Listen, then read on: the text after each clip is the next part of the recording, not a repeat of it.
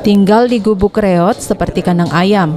Polres Ogan Ilir menyiapkan konstruksi rumah layak huni bagi pasangan suami istri Sulaiman dan Nuryati di Desa Teluk Kecapi, Kecamatan Pemulutan, Kabupaten Ogan Ilir. Polres Ogan Ilir dibantu TNI dan masyarakat desa melaksanakan pembangunan rumah bagi pasangan suami istri ini.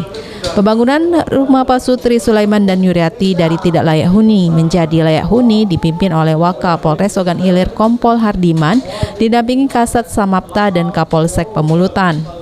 Kapolres Ogan Ilir AKBP Yusantio Sandi mengatakan pihaknya sejak beberapa hari lalu mendengar kabar kepiluan Pasutri dikarenakan kemiskinan dan tinggal di gubuk yang tak layak huni di lahan milik orang lain. Adapun bantuan rumah yang diberikan bukan asal jadi dan sembarangan.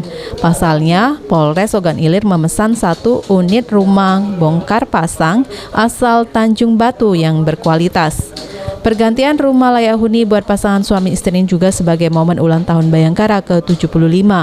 Momen ini juga dijadikan kesempatan untuk pengabdian semakin mendekatkan diri kepada masyarakat terkhusus Kabupaten Ogan Ilir.